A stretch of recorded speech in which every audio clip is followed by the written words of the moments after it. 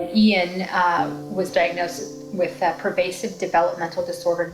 We heard that this is a great school district and everything's going to be wonderful. First day of school, we dropped him off. Within 2 hours, we got a phone call to come and pick up our son because he was being suspended. In that 2 hours, the psychologist who was in charge of their program was forcing Ian to do something that he could not do. It was his first day in a new program. He didn't know the rules. He pushed Ian and he pushed Ian, he pushed Ian, and Ian blew.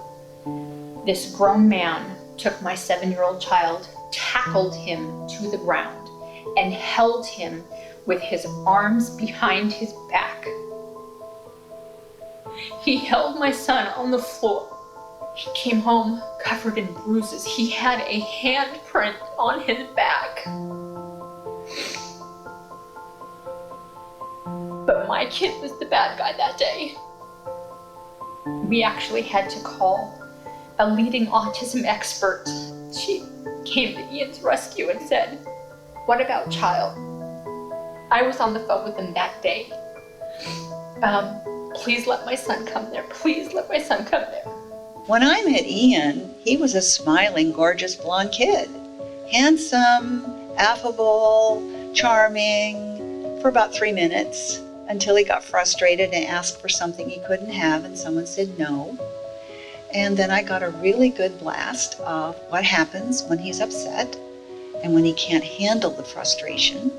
I want to die! He just had a hard time regulating himself. And every time that I came in contact with him, he was often crying or upset or, angry about something that didn't go the way that he had hoped it had or the way that he had planned. From his very first day at Child, he walked into the school not trusting teachers. He walked in with no self-esteem. I think, other schools really push on, you should be doing this. In contrast, Child is more about meeting families where they're at. First thing we saw when we first walked in was all the art on the walls. Ian has always been really, really fascinated with art and doing things creative. The way our program works, often it's in the art room that we discover the route to connecting with a child at a richer level. To me, art is about communication, and this is another way to let kids communicate who, in the past, really struggle with other means. So our amazing art gal, Barbara, she's able to structure a setup of an experience for kids so that it's almost fail-safe, so that they can be introduced to something new, and then what they have is something is to explain or share with others. So I knew that Ian was very creative, and I knew that we were going to have a really good time together eventually. He was disorganized and impulsive, and I don't think that he had a lot of faith in the people around him. It was really important that he began to organize his ideas and the materials involved.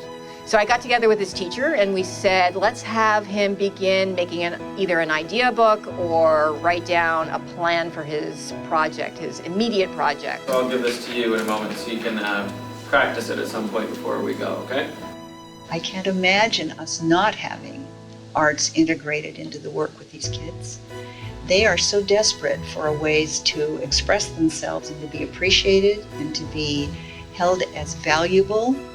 He loves it in there, and it's just an option. It's a place for him to go when he feels like he can't communicate any other way. So one of the fun projects that he came up with is he wanted to do a magic 8-ball, which is a little complicated because you have to hold water. We came up with a clear plastic container, and he foraged in the famous orange closet that has all kinds of supplies, and he found some glitter, and then he wrote some messages on some acetate. Will I ever get married?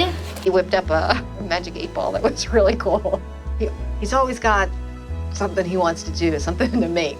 He did a tile with tile? Yeah, it was like a mosaic, and he did a cat. We know that when he does something with a cat, that's his way of saying, I really love my cats. because he can't just come right out and say, I really love my cats, because he doesn't understand that. But when he makes a cat, that's him saying, I have this feeling, and it's for the cat. I love that cat. A cat that robbed the bank. It was interesting to see him mature, and it was some careful skill building. You know, they kind of scaffold, they kind of held him and started laying in the scaffolds until you get to a point to where he is now, where he's just a very friendly boy. I see a lot of change in Ian's behavior because he is way more calm. He is communicating better. He's such a creative thinker, and that's so important in today's society. We offer Ian an opportunity to be the kid he is, as he is, and to be appreciated and celebrated as a contributor, as a participant, as a classmate, and as a friend. Oh, wow. Oh my God! Good job, Ian! Before I made it. He could not have had this kind of success in public school. He couldn't. It's just child. We needed this. We needed child. And child has delivered. I have 2 words. Thank you.